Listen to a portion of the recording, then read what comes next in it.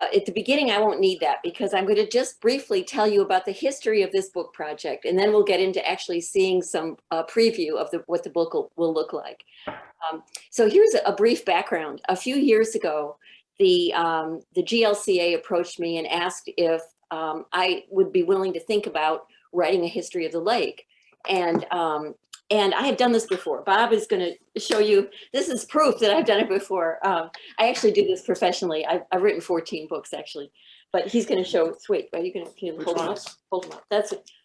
That's one neighbor. It's a historic neighborhood in St. Louis. This is one on the St. Louis Children's Hospital, a history. And the most recent one is a history of a Black hospital in St. Louis, just came out a few weeks ago.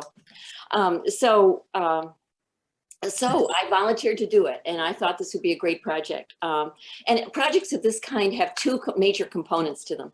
One is research and one is interviewing.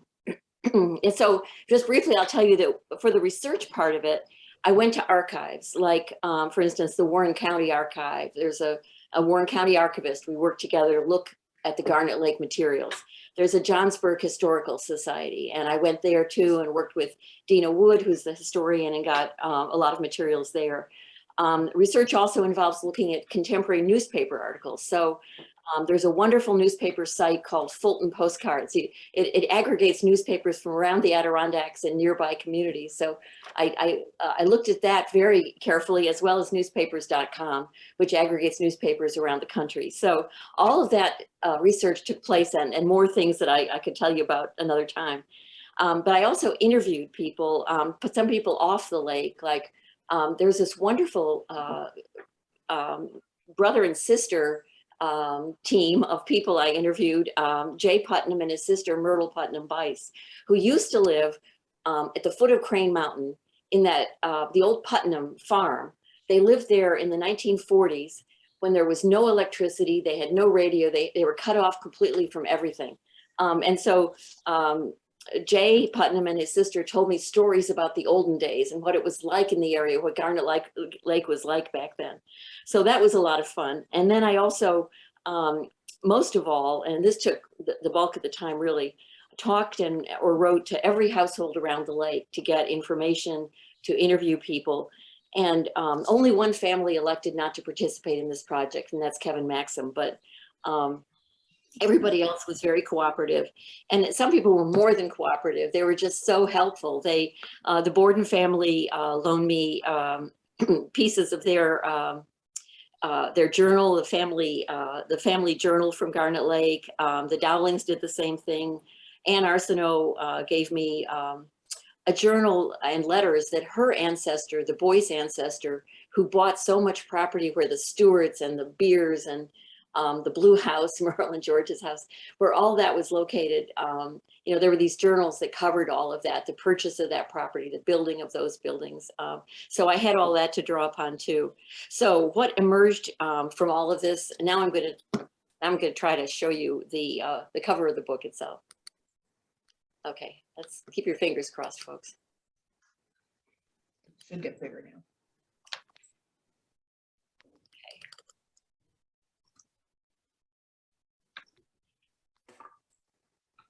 Can you see the cover? Yep. Yeah. Okay, well, this is the cover of the book.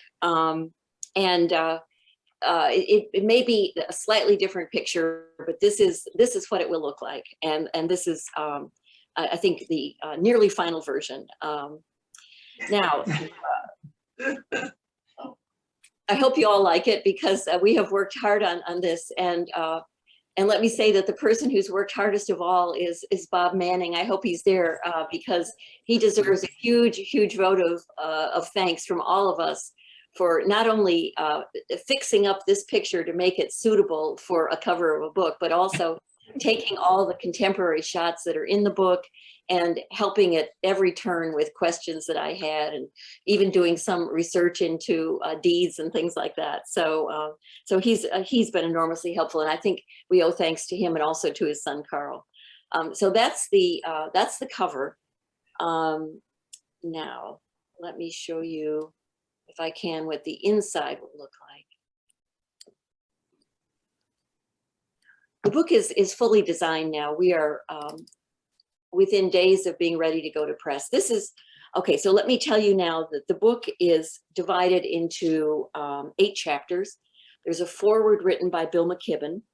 There's a history of the first 100 years, and this is the beginning of that section. It's the old 1850 to 1950, basically. I mean, some of us thought maybe that Garnet Lake was not really anything until 1905 or so, but that is not true. There was a very significant life on the lake before that. The pond, really, Mill Creek Pond. So this is that chapter. Let me show you what this history chapter looks like. You can see that we've used a lot of maps, a lot of photos. The maps came from a man in the Johnsburg Historical Society who collects them. Here's some more maps. And then we also had one terrific bit of luck. We found that the Adirondack Research Library at Union College had just received a huge number of glass negatives of pictures taken from 1880 to 1885 by a man named Osmond Putnam. I mentioned Jay and Myrtle Bice Putnam. This was their, I think, great-grandfather. Anyway, Osmond Putnam was trying to earn money to go to divinity school. So he went around Warren County, took pictures of various, various people, various places. And then I think he sold them back to the people to make money. But these glass negatives of his have now come to the ARL, and they allowed us to use them. They've allowed us to use them for free. So these are some of the pictures that they have allowed us to use. You see the Putnam family. That again is at the Putnam place that I was talking about. This is a Grogan family. The Grogans were very important around the lake. This I love. This is a picture of one of the Ross family holding her cat, sitting out on the lake in wintertime. And the cat looks very unhappy to me. Yeah, I guess so. It's cold. But anyway, this is the, so you'll see some other pictures, a camp meeting site, which was, let's see, it was north of the dam. It was just in the sort of wooded area where the bovas are now. These are some other shots from nearby. This is from near Mill Creek Pond. You see how they clear cut the area. This is a schoolhouse on Garnet Lake Road. So that just gives you an idea of what some of the history section of the book looks like. Okay, so we did the history from 1850 to 1950, and then I also did other chapters, one on the 50s and 60s, 70s and 80s, the wildlife of the lake, the seasons on the lake, the dam and the GLCA history, and then the individual property section, which I take one by one, every one of the properties around the lake and down the road, and talk about its history and talk about who owns it now. So let me show you. This is one of the pictorial chapters. This is the seasons at Garnet Lake. And not only did Bob Manning take some of these photos, but we were very fortunate to get the use of photos from the Wild Center in Tupper Lake. And people have just been so generous. We got free use of their pictures. We've gotten free use of everything, basically. This is a very cost-effective book, I will tell you that. And also Bob Clark, who many of you remember is our former neighbor who now lives in Florida. He gave us the use of his photos for the 70s and 80s period. So we have Bob Clark photos too. Let's see, what else?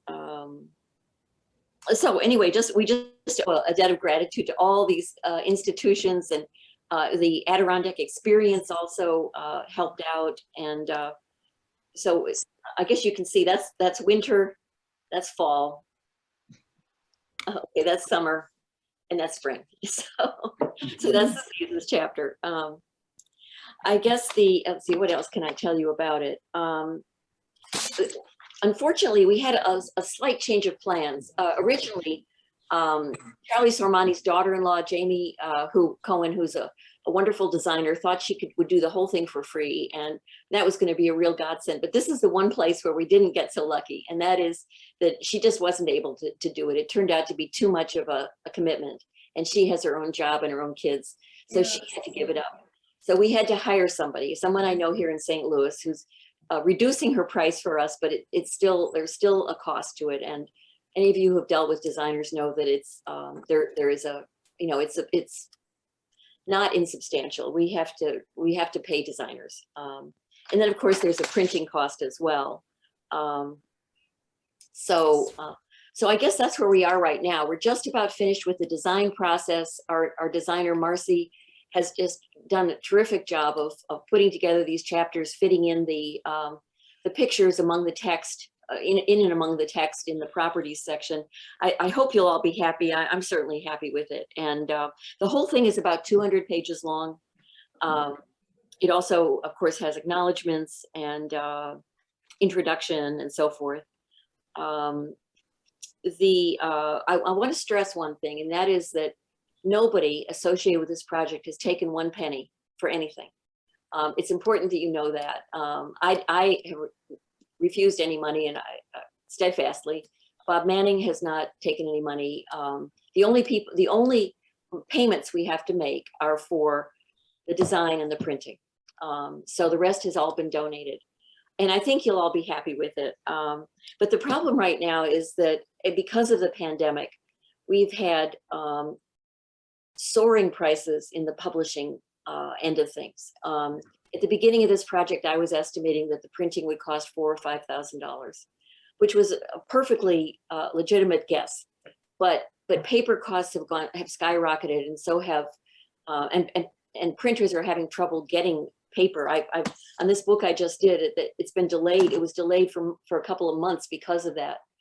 So we're going to have that problem here too. So I think the problem is that we really need, unfortunately, an additional donation by somebody of about $7,500 to get this finished. Now, let me quickly acknowledge that we've already had some wonderful help. I mean, the Brewski family, I think I saw Sandy here a bit ago. I don't know if she's still here, but she and her husband gave us some money toward the $2,500 toward the design work, which was enormously helpful. The GLCA has also given a donation to the design, which was helpful. But the printing costs right now are what I'm concerned about. We have the potential of an anonymous donor who may give us something, but I'm not totally certain, pretty certain, but not sure. So if anybody among you feels moved to write a check toward that $7,500, it would be very, very, I'll be very grateful. So Anne, that's all I have to say, unless anybody has questions. I'm going to turn it over to Judy for a few minutes. Okay. Candace, can you unshare? Okay, I will. There you go. Thank you. Okay. Well, Candace and also Bob Manning, thank you for all you've done on this. And a thank you to all the rest of us and all the rest of you who have written up lots of information for your particular pieces of property. This is so exciting to see it at this stage in the game. And as Candace mentioned, we thought we would get most of this done for a lot less money. But now the design and the printing costs have gone up. And so we do need to raise $7,500. And the timing probably could not be worse because of the fact we've also been raising money for the dam. But I really want to appeal to you, and we will appeal to others out there as well, to see what you can do to support this effort, because thousands and thousands of hours have gone into this book. It's going to be fantastic. Our kids, grandkids, the people of our generation are going to appreciate it. People coming down the pike will love to look back at this book and find the history. And although the information on the properties will need to be updated periodically or will kind of be caught in time, the rest of it will stay forever relevant. And, you know, who knows down the road what will happen to this. So I would like to encourage you to think about what you can do to contribute so we can close the cost of, or to raise the money we need to pay for the rest, to get it to the finish line, to get it into your hands. And our goal all along has been to keep the price of the book at a reasonable amount. We figured that if we really wanted to break even on this, the cost of the book would be $80 or $90, which is totally outrageous. We can't do that. And that's why we're looking to fund it or to raise money from people who are motivated to give and make this a reality. So if you're interested, you could send a check to the post office box, which is box 52 in Johnsburg, with a note that this is for the book. And the zip there is 12843. Or you could go to the website, and there is a place there where you can donate to the book by using PayPal or other means similar to what you've done for the dam. So I know I feel like I'm preaching to the converted already here, you know, preaching to the choir that you already have given a lot for the dam. But if you can possibly find it, the means to contribute more, we really would appreciate it. Judy, yes. could I add one quick thing too? One thing I forgot to mention, which I think might tantalize you, is that the one thing that I turned up in doing all this research were a lot of stories about different properties, stories that you may not have heard. I'll just tell you very briefly about 3 of them. So this will pique your one is that, I think Diane and John know this, and I don't know, Barbara, if you do, but at one point a man owned the Wolf Camp, who became known as the Jewish Santa Claus. It's a great story. I won't tell you the whole story because now you have to buy the book to hear it. But anyway, it's a wonderful story about a very generous man who once owned the Wolf Camp. The second story is one of our neighbors, the red house at the corner of Little Garnet Lake Road and Big Garnet Lake Road, was once owned by a woman who was a picker, someone who goes to estate sales and buys things and speculation and then sells them to antique dealers. Well, one day she was going to this one sale and noticed this old table in the corner, and they wanted, I think it was $75 for it. And she thought, oh, that's too much money. So she came back the next day when it was half price and bought it. Well, then she started looking at it, decided that it was pretty special. So she wound up going on Antique Roadshow, and it turned out this was pretty amazing. Can you wait to hear the end of that story to read the book? Oh, no. I saw it. Okay, I'll tell you that. It was worth $500,000. Wow. How much? $500,000. And if any of you have seen the Antique Roadshow, the Kino brothers are the ones who come buzzing out whenever there's a special antique. And both Kino brothers were there. And they said to her at the end, lady, I want to go to the same yard sales that you go to. So that was pretty amazing. Okay, the third one is a story. I mentioned the Putnam family and that Myrtle Putnam Bice that I spoke to, who's 98. She told me about her father and how her father, Mr. Putnam, used to walk the ridge at night once a week to come over to the red post office at Garnet Lake to collect his mail. And that's the only time he got to listen into a radio, because his family was completely cut off from anything where they lived. So this one night in early December 1941, he walked the ridge in the dark across to through the snowy landscape over to this red house. And the postmistress invited him in, gave him his mail, and said, would you like to sit down and listen to the radio for a bit? And he said, sure. So he sat down, and guess what he heard? He heard President Franklin Roosevelt talking about the day that would live in infamy. And that's how he learned that the United States was at war, that Pearl Harbor had been bombed, the United States was at war. And he got up and he ran back across that ridge to his family, woke everybody up and said, we are at war. And so that's one thing that Myrtle Bice never forgot. And she was 98 years old. So those are some stories just to pique your interest in the book. I have a question about the book mechanics. A question about the mechanics of getting books. Suppose we fully fund it and copies are printed. 2 years from now, I want 2 more copies. Is it instantly obtainable by reprint, or is it going to come out of some stockpile that's printed once in the first batch and that's it? I think the answer is stockpile, and I'm not sure who's going to keep the stockpile, but I sure hope it's not in our basement. We're pretty bold here. But anyway, I think it will be a stock. I know that the Hudson River Trading may sell it. The Johnsburg Historical Society has volunteered to sell it at their new house in Weavertown. There may be other places too where it's sold. But yes, I think we're not going to print on demand if that's what you were referring to. I don't know the mechanics of that, honestly. And but maybe in 2 years I'll learn. I don't know. So. Hey, Candace, it's Ben Friedel from the Borden Cottage. Hi. Hi. So you've the pandemic and other world events have affected the price of a lot of things, as you know, and you've been in the publishing business, you know, with your books for a long time. What's the likelihood that the price of printing is going to come back down? I assume it will at some point. I don't know. Does anything ever come back down again? Maybe. Sure. Housing prices are off the charts right now. They're going to come down. So. Believe it or not, gas prices are going. I mean, things go up and down. I'm just asking from your experience. No, I was just teasing, Ben. I don't know, and I don't know enough to predict, frankly. Yeah. Let's hope they do. And if you're asking, can we wait and print, 6 months from now? I suppose we could, but I don't think it's going to be a matter of much more than 1,000 or maybe 2,000 at most that we're talking about here. And I'm not sure it's because this book is to some extent it's timeless because all the history stuff, the pictures of the seasons, that kind of thing is all timeless. They call them evergreen parts.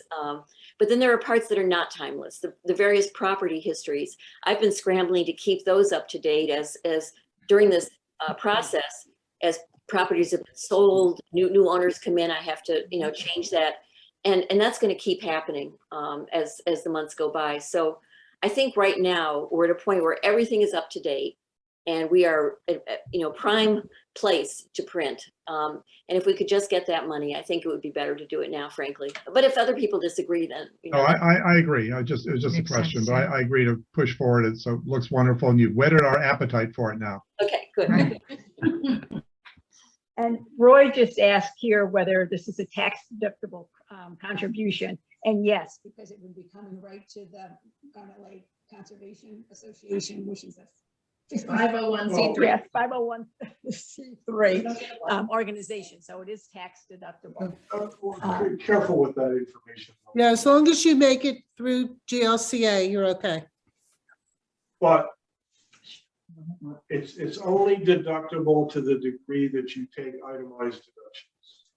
Oh, correct, right. Correct. Be very careful with that. Yeah. It's eligible to be so. So what is the value? What is the value Of the book? Oh, Well, no. The Contribution. the contribution, the limit on itemized deductions got jacked up so high 3 years ago that You have to give a lot. in you order have to give a $25,000 to $30,000 just to get above the itemized deduction limits for a couple filing joint. So Correct. adding $1,000 in a situation like this, although it would contribute to that if you had a lot of other things, it's not automatically tax deductible. This is different from the IRA thing. correct. This Yeah. is just regular tax. All right, everybody, I want to say thank you, everybody, for attending. And we've made a lot of progress. And I want to thank everybody that's helped in numerous ways. The people that presented today, the committee members, the dam committee, it just goes on and on. This wouldn't be happening if we weren't all pulling together. We're just starting the project, right? We're at the beginning. We got a long way to go, but as long as we move together, I think we're going to be successful. So thank you, everybody, for attending. Thank you. Thank you. Thank you. Thank for- you In all. July. I'll see you in July. Great. Thank you very much.